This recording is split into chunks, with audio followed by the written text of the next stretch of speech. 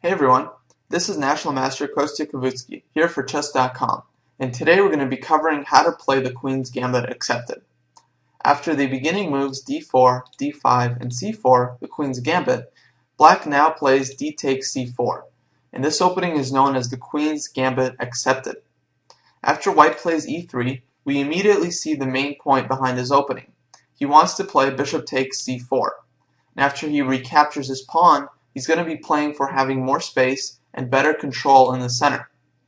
Meanwhile, Black should try to counterattack White's center and ultimately strive for piece activity.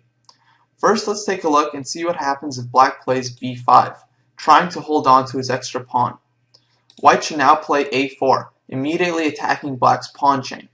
We can quickly realize that Black has no good way of holding on to both of these pawns. Moves like a6 fail, because White will take on b5, and Black cannot recapture because his rook on a8 is hanging. Similarly, a move like c6 also doesn't work, because White will take on b5, and if Black recaptures, White will play queen f3, winning a lot of material. This means that Black should simply not play b5 and try a move like knight f6, just starting his development and preparing to attack White's center. After White recaptures the pawn, Black plays e6, White plays knight f3, and Black plays c5, attacking White's center.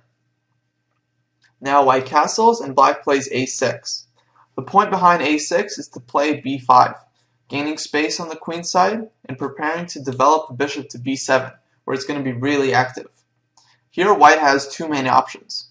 The first option is to play a4. The good thing about a4 is that it stops Black's idea of playing b5. The drawback is that it gives Black full control over the b4 square.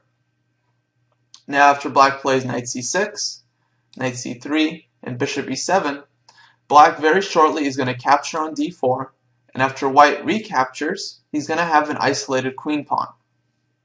And now we're going to have pretty much normal play where one side has an isolated queen pawn. White is going to try to prove that this pawn is a strength, and try to activate his pieces with moves like knight e5, bishop g5, rook e1, and try to play either for the d4, d5 pawn break or for an attack against Black's kingside. Meanwhile, Black is going to try to blockade this pawn on d4, and the way he's going to do that is by maneuvering his c6 knight to the square d5, using the b4 square. After he does that, he's going to develop his light square bishop to d7 and then to c6, where he's going to continue to strengthen his control over the d5 square. If Black can hold on to this blockade, he's going to have very good counterplay because White's d4 pawn is going to be very weak. If White wants to try a different approach, he should play bishop b3, allowing Black to expand on the queen side with b5. Now after a4, attacking Black's pawns, Black should push forward with b4, and now White has the option of playing e4, a very sharp and aggressive pawn sacrifice.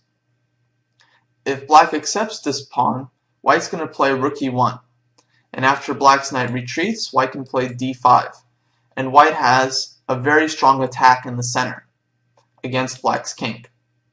So this is not what Black wants. Black should instead play c takes d4.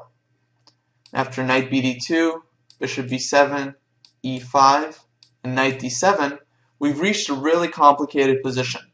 Black has an extra pawn on d4, but it's not so easy for White to recapture this pawn without losing his e5 pawn.